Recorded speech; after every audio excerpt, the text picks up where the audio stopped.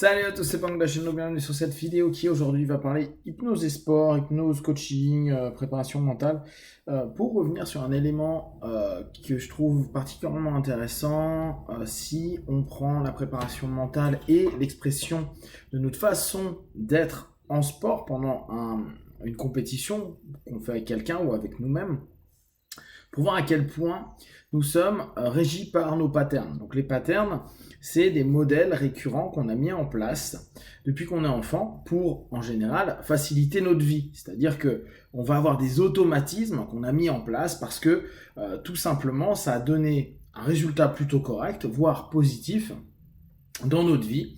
Et on va dès lors l'exploiter, le surexploiter, voire complètement oublier qu'il y a d'autres possibilités, et on va rester focusé, sans s'en rendre compte, sur ces schémas. Ces schémas vont avoir parfois de très bons résultats, et on va dire très bien. D'ailleurs, observez dans tout ce qui est sportif, le nombre de fois on peut avoir des personnes qui créent des rituels du moment où ils ont gagné. En fait, on est en train de créer quoi? Une réactivation d'ancrage, donc un trigger, ce qu'ils appellent un trigger, un déclencheur, une gâchette, qui va permettre de remettre en place un modèle qui a été couronné de succès, sinon on ne le réutiliserait pas tellement. Et pour ça, souvent, on utilise un objet transitionnel, un objet qui peut être un t-shirt, ça peut être le shirt, ça peut être la paire de chaussures, ça peut être avoir un gris-gris, etc., qui va nous redonner cette espèce de conditionnement. J'ai gagné plusieurs matchs où j'ai fait des bonnes perfs avec cette tenue-là, avec ce gris-gris-là. Dès que je vais le remettre, je présuppose que mon pattern va se redéclencher et me permettre d'aller quelque part. D'où le fait, quand vous bossez avec vos coachs de dev perso, quoi, là en l'occurrence de prépa mentale, vous allez avoir une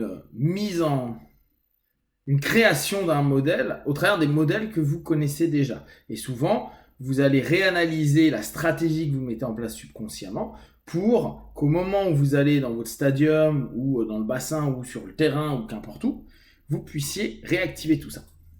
Maintenant, il y a ce qu'on travaille en coaching mental pour un objectif, et il y a ce qu'on va avoir comme travail perso, comment on est dans notre vie. Je me souviens, il y a longtemps, il y avait un hypno avec qui je parlais, et c'est vrai que ça s'est avéré vrai avec des personnes que j'avais reçues, qui me disaient, certaines personnes ne veulent jamais gagner, ne veulent jamais la première place. C'est-à-dire que c'est des personnes qui seront des éternels deuxième, troisième au pied du podium. C'est des gens qui parfois sont techniquement, physiquement au-dessus du premier, mais qui ne s'autorisent pas à briller, exister, être mis en lumière, etc.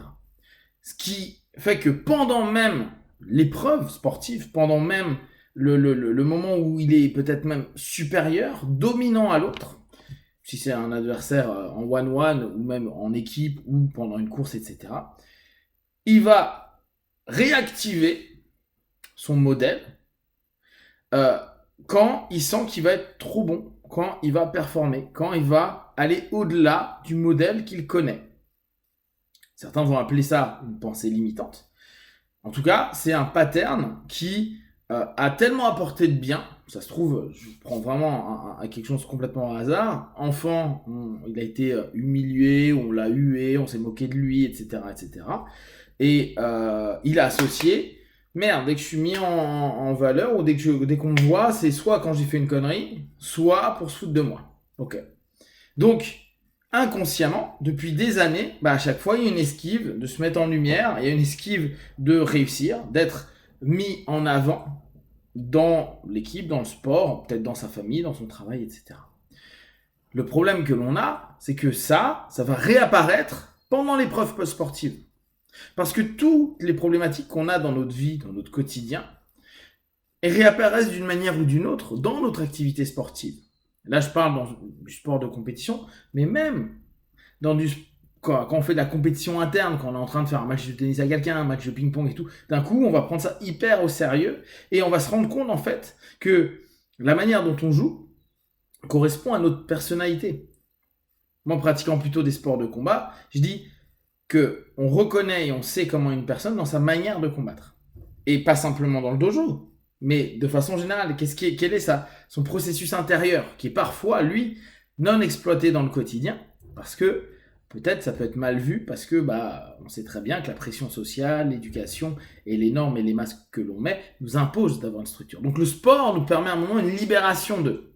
Mais dans cette libération, il y a l'ensemble de nos schémas et de nos modèles passés qui, eux, nous ont construits et peuvent être à la fois très positifs, sinon ils ne seraient pas là, mais qui peuvent être devenus toxiques. C'est comme vous aimez un plat, le plat vous allez dans le réfrigérateur, vous savez que tant que vous en avez, que vous le mangez, vous êtes bien, et puis il y a des moments, vous n'en avez pas mangé depuis longtemps et ça pourrit dans votre réfrigérateur. Si vous le mangez à ce moment-là, il devient toxique. C'est la même chose avec nos patterns.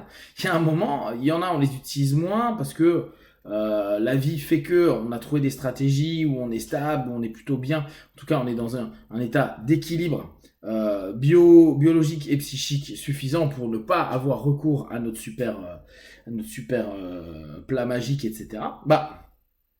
Dans ce cas-là, ce modèle-là, qui est plus vraiment utile, mais qui a été beaucoup utilisé, n'est plus congruent, c'est-à-dire n'est plus adapté au nouveau monde qu'on a mis en place. Seulement, nous, notre cerveau, quand il va arriver à nouveau dans une phase de stress et un truc où on va pas savoir gérer dans notre nouveau modèle, hop, on va récupérer notre ancien modèle qui est un petit peu pourri et qui malheureusement va être quand même celui qu'on va vouloir exploiter parce qu'il nous a sorti de plein de problèmes, peut-être des années voire des décennies avant, et là on se retrouve à oups, merde, ça fonctionne pas, je suis pas bien.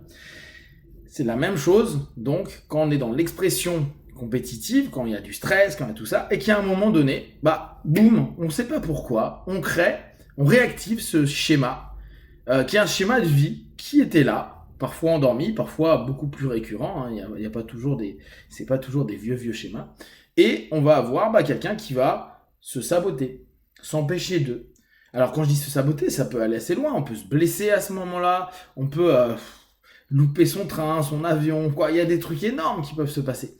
C'est-à-dire, c'est pas possible où tout va bien et puis la veille au soir, on va se murger. Pourquoi? Jamais on l'a fait avant, mais là on va le faire. On parlait de ça d'ailleurs ce week-end. Apparemment, Tyson, avant son combat contre Buster Douglas, il s'est tapé toutes les filles de l'hôtel. Parce que pendant 2 mois ou 3 mois, on lui avait dit Niet, tu fais rien. Tu fais que focus l'entraînement. Et on l'a tellement mis sous pression que la veille, il s'est lui-même auto-saboté pour dire fuck. En gros, j'en ai marre de ce monde à la con, on m'impose des trucs, je fais ce que je veux. Sauf que le lendemain, il a pris son premier KO de l'histoire. Et après, on sait ce que Tyson, comment il a pu évoluer après. Donc, moi, ce que je vous invite à observer, à regarder, et ne pas hésiter, quand vous êtes même dans le travail de prépa mentale, si vous avez un coach de prépa mentale, logiquement, il connaît aussi un peu l'accompagnement psycho. Donc n'hésitez pas à voir ce que ça peut recréer, le sport, la compétition, le stress, etc. Tout ce qui est positif, tous vos objectifs, toutes les stimulations que ça crée, pour avoir bien sûr ce qu'on appelle les ressources, pour optimiser, être dans des états très positifs au début de la compète. Mais également aller voir ce qui, au bout du compte, est peut-être compensateur dans votre sport.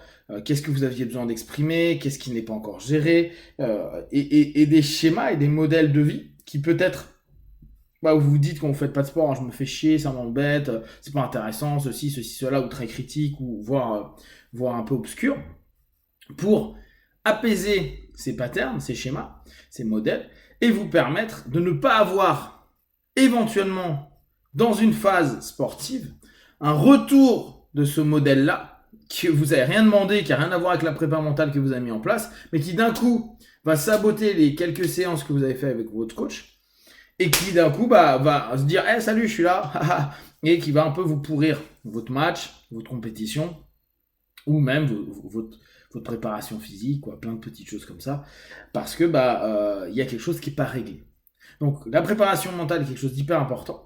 Et pensez qu'on a une histoire et qu'il ne faut pas le dissocier de notre sport ou de notre activité qu'on met en place. Si vous avez des questions et des remarques, vous partagez sur Facebook, YouTube, j'y répondrai le plus rapidement possible.